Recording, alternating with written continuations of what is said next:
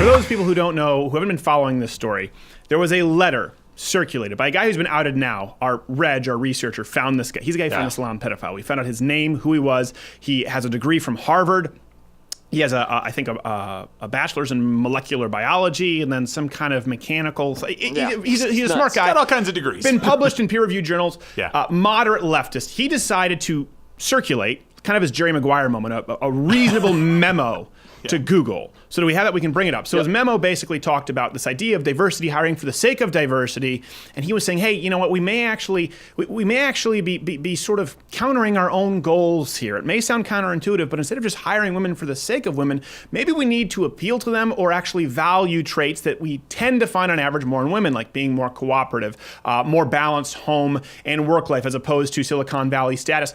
Sounds like common sense. He went out of his way. Yeah. For people who don't know, this is why this is important, and we'll go into transition to YouTube. He went out of his way with this letter to take some digs at right-wingers on climate change, on issues. He went out of his way to throw them some bones and say, listen. Out of his way to specifically say, I'm not exclusively against diversity. No, saying this is how we might better achieve diversity, including political and moral diversity, and actually provided some steps to take that could be productive, to be included, by the way, in a multi-pronged approach from Google. Please go read the whole letter for context. The point is this. It couldn't have been more polite. And the response, outrage! The response from Google, it's so funny if you look at it, they're like, these are not Google's values. What? These do not represent what, and then you have all these private letters circulating among Google from, of course, the people who scream the loudest. This makes me feel unsafe in this work environment. Diversity is of the utmost importance. So, by the way, interesting enough, there was an internal poll at Google showed about 50%, almost half of people either agreed or somewhat agreed or didn't think the letter was so harmful that it needed to be, excoriated the way it was. So that shows you internally no one wants to speak up about it.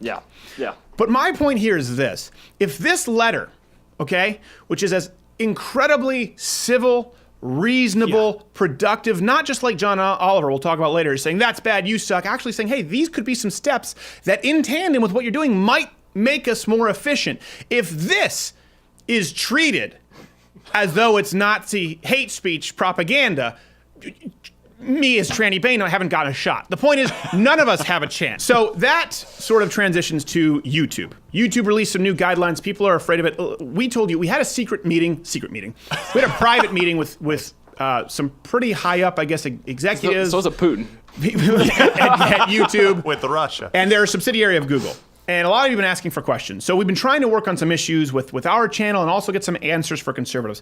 So in the spirit of actually trying to be productive and offer solutions, I think there are some things that YouTube specifically could do to fix its problem with conservatives, because I'm sure YouTube doesn't want to piss off half of all the audience, right? They've got to understand that it's going to be self-defeating at some point and include conservatives. So here are some things that we think could be done with YouTube, even in its current state, to appeal to both sides. Again, if we're actually looking to live together, if we're actually looking to find common ground. So let's see if leftists can agree on this. Number one, I think YouTube could improve its advertising algorithms. So this is something, they say, advertisers are pulling out. They don't want to be associated with controversial content. Now, they don't necessarily define controversial content. Right. This is controversial content. That letter to Google is controversial content. Here's the thing. As one of the biggest tech companies in the world, just fix guess what? There are sponsors out there who would pay a premium to be associated with this kind of content. Yeah. Whether it's firearm manufacturers, you don't allow Smith & Wesson, could be USCCA. I've seen PragerU advertisements. There are plenty of conservatives who would rather run on this video, or just free speech advocates who'd rather run on this video, but half the time people watching this channel see ads for Muslim singles or gay cruises. Now you say, well, it's just the algorithms. Well, how about you make the algorithms a little smarter, biggest tech company in the world?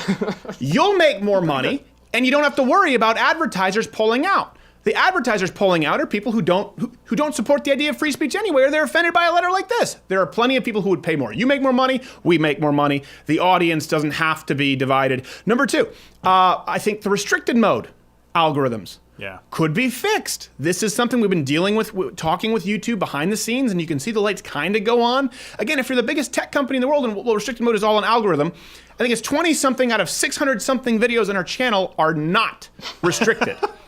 But Young Money, Jay-Z, the Young Turks, where everything is N-word this, N-word that, it's allowed. Sorry, not get you. You have to have your hand on the censor button. But again, how about this? If you're the smartest tech company in the world, create algorithms, or if you have to have some people, my God, manually go in and fix it, value context over content. Yeah. That way, in that case, you don't get something like face down, ass up. That's the way I like to, be unrestricted and monetized. And our video, sitting down with a man who worked for CARE, titled "Man Who Works for CARE Finds Hamas Ties," gets restricted and demonetized. Again, the context over content is what should matter. And if YouTube, so right away, number one, you'll make more money and you'll appeal to advertisers more.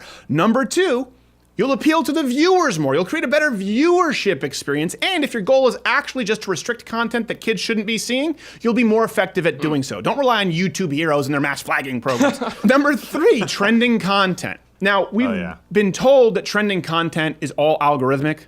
Yes. I don't know about that. I find it odd that I always see Samantha Bee and John Oliver and Keith Olbermann in trending content, and I'm not watching them. Always, and it's always so few plays. Generally, when you see them, few plays, few likes, few comments. No one understands the algorithm, and YouTube can't explain it. That's why Jake can put an announcement video taken from his iPhone. Literally, and that's top trending. 10 trends. Top 10 trends. And like 2,000 people have seen it. Well, they say that's because that's what you're watching. No, it's not. So let's say it's algorithms. Okay, but there is curated content on YouTube. YouTube Spotlight, you saw with Heroes, YouTube Global Diversity Program. So how about this, YouTube? Whoever's curating your content, where someone is, there's a human interaction there. Just make the liberal bias 5-1. Yeah. In other words, right now I will see 9 to 15 pieces of far left content for every one piece of conservative content, if that. And it's very rare. It usually has to be so blatantly news breaking, like something James O'Keefe did, or something that happened on television that's a viral video, that they just can't ignore it. But it is so, I'm not saying make it 1-1, that would be nice, wouldn't it? Yeah. 5-1. 5-1, guess what? Conservatives won't come in and won't think that you're trying to get rid of them. Yeah. In tandem, again, with this letter and people at Google excoriating a man saying, hey, maybe we should look at biological differences between men and women. Can you see why they maybe think that you don't want them there when you add all of these things up? Right now, a conservative comes here to YouTube. They go to my video. They see an advertisement for Muslim singles. They see that it's restricted. They have to sign in. And, of course, it's been demonetized. And they go to trending content, see Samantha Bee and Keith Olbermann, even though it only has 85,000 plays. Can you see why they think the system's rigged? I can. Hey, if you like this video, subscribe by clicking the button that says subscribe. If you're not aware of it now, there's no way you're learning the internet at this point. I'm not going to help you. But this was clipped from my daily show, available exclusively to louderwithcrowder.com/mugclub members. If you're a student, military, or veteran, enter in that promo code. It's less than $6 a month, and you get daily content. No more clips, plus this hand-etched mug. Oh, when I feel it, I got a chill like on the inside.